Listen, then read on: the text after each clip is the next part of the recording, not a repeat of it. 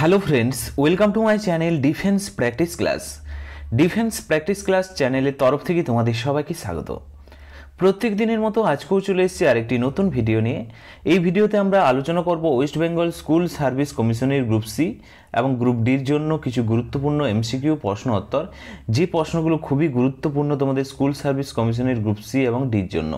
কারণ এখানে আমরা বাছাই করা কিছু গুরুত্বপূর্ণ এমসিকিউ প্রশ্ন নিয়ে আলোচনা করব, যেগুলো তোমাদের পরীক্ষাতে আসার চান্স রয়েছে। তো ভিডিওটি তোমরা প্রথম থেকে শেষ পর্যন্ত দেখো এবং লাস্টে তোমরা তোমাদের স্কোর নিচে কমেন্ট বক্সে কমেন্ট করে জানাবে।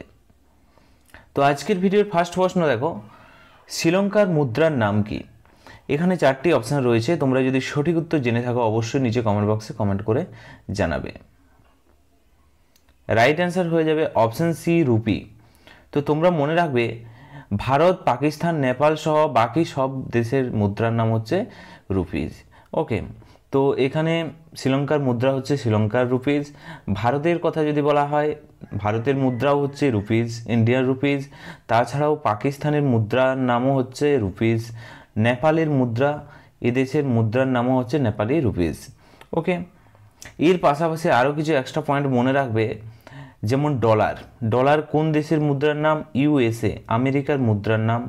তাছাড়াও কানাডার মুদ্রার নাম হচ্ছে ডলার। পেসোর কথা যদি বলা হয়, আর্জেন্টিনার মুদ্রার নাম, আর্জেন্টিনার মুদ্রার নাম হচ্ছে পেসো। ওকে, তাছাড়াও চিলি দেশের মুদ্রা হচ্ছে পেসো। ওকে, তাছাড়াও কলম্বিয়া মুদ্রা হচ্ছে পেসো।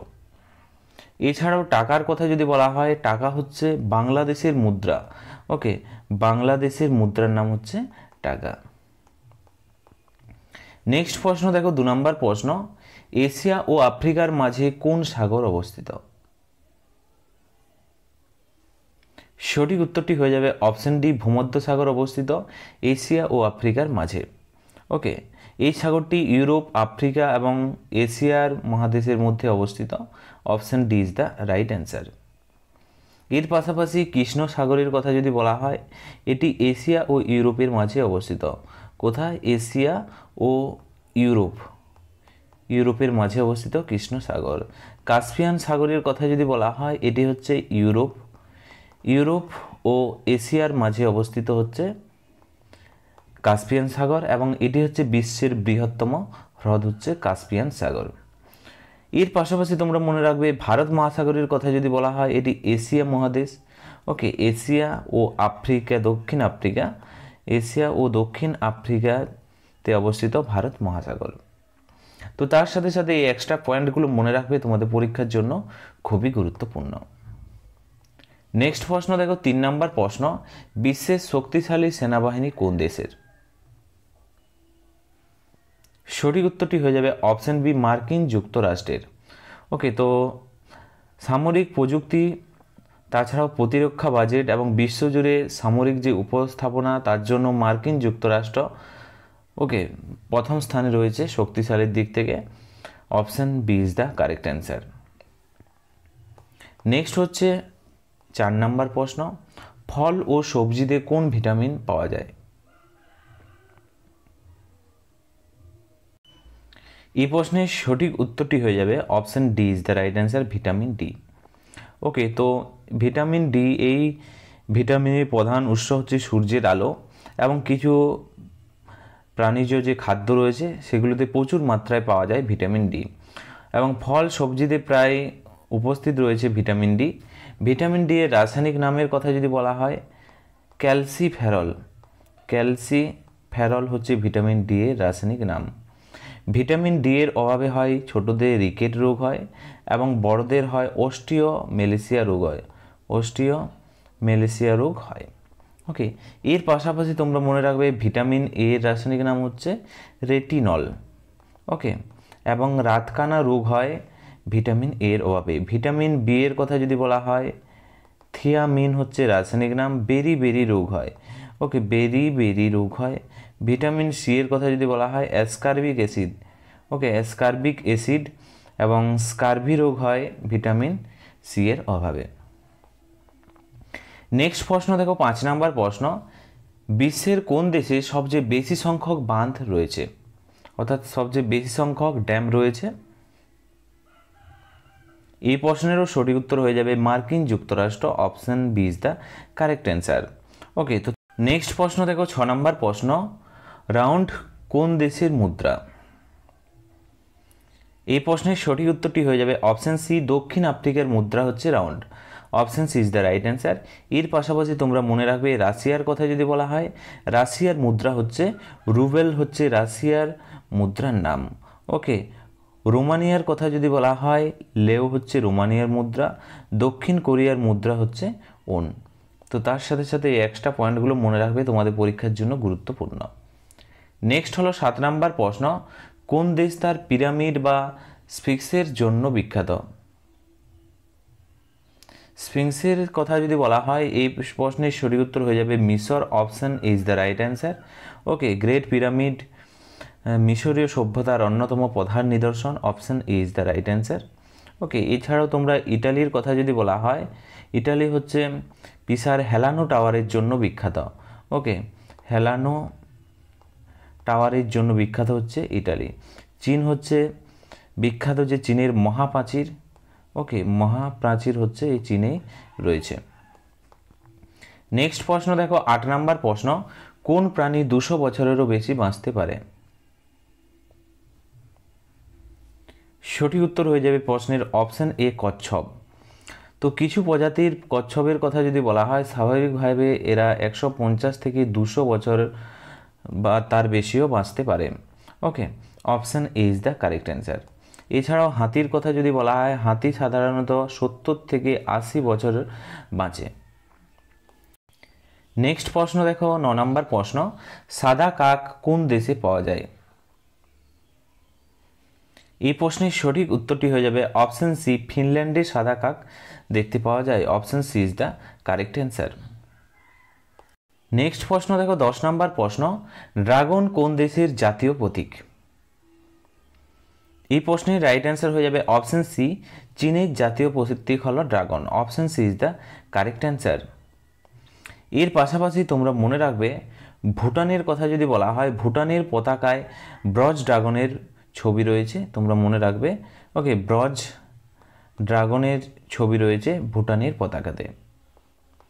নেক্সট প্রশ্ন দেখো 11 নম্বর প্রশ্ন, কোন দেশে সবচেয়ে বেশি সংখ্যক বিশ্ববিদ্যালয় রয়েছে?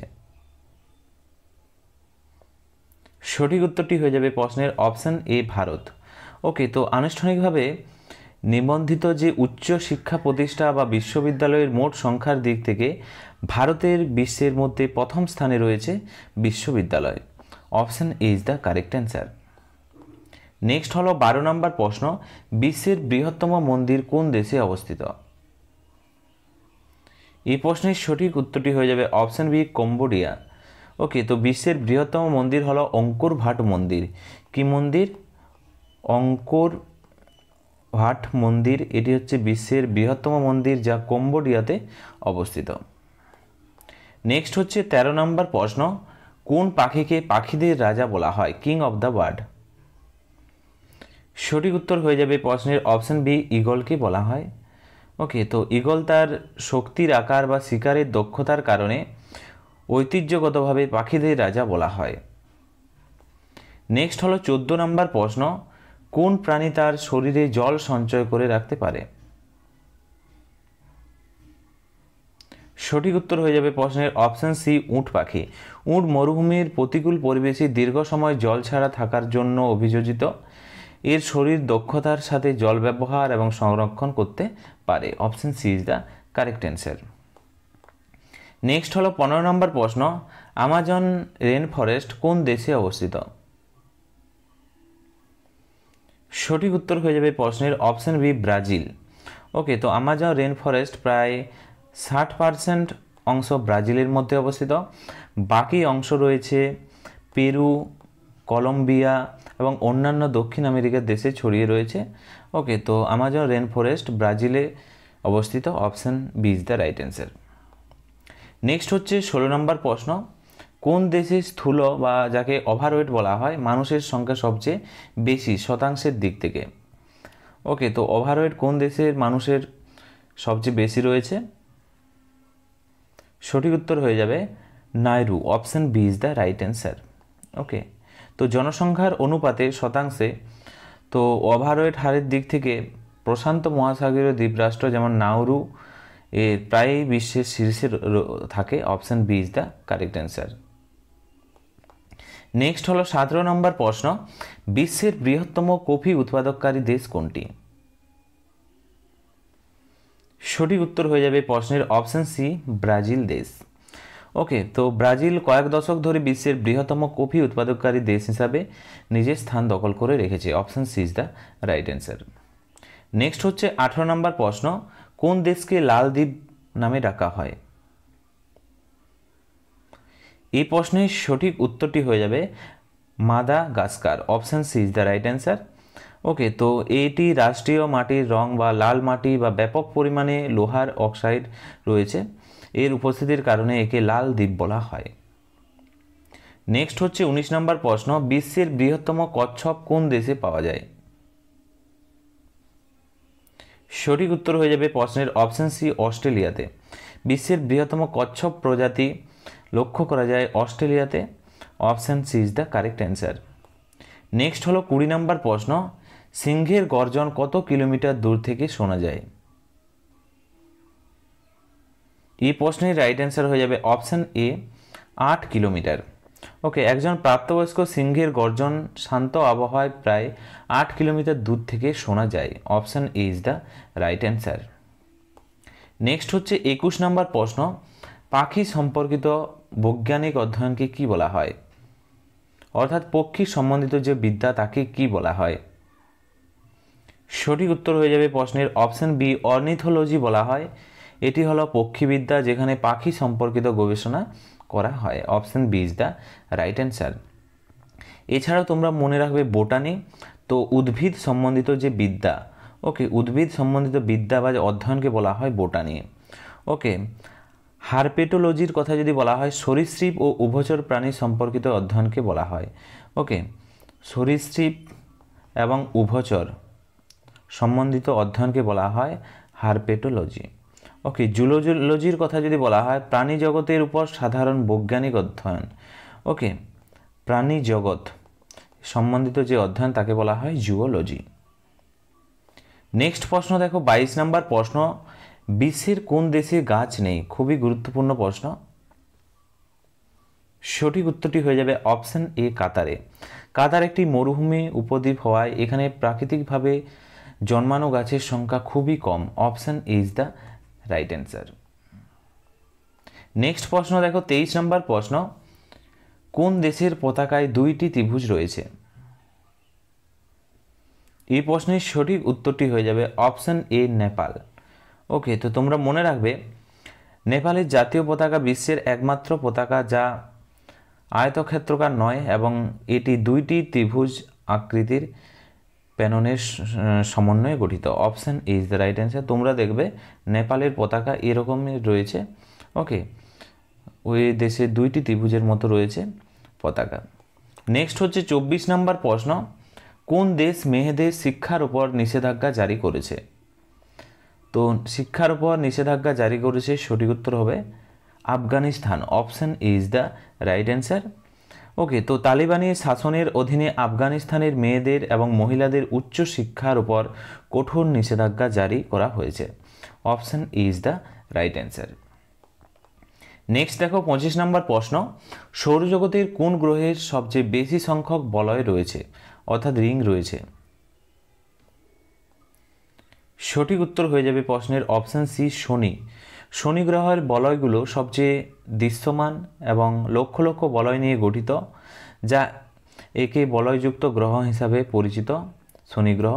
এবং অন্যান্য গ্রহের বলয় আছে, তবে তা শনির মতো এতটা স্পষ্ট নয়। Option C is the right answer. Next দেখো 26 নম্বর প্রশ্ন, এশিয়ার মধ্যে দিয়ে প্রবাহিত দীর্ঘতম নদী কোনটি? এই প্রশ্নের রাইট অ্যান্সার হয়ে যাবে ইয়াংসি নদী। Option A is the correct answer. Okay, তো ইয়াংসি নদী এটি প্রায় 6300 কিলোমিটার দৈর্ঘ্য নিয়ে এটি এশিয়ার দীর্ঘতম নদী। নীল নদ বিশ্বের দীর্ঘতম নদী। ওকে, তোমরা মনে রাখবে নীল নদীর কথা যদি বলা হয়, এটি হচ্ছে বিশ্বের দীর্ঘতম নদী।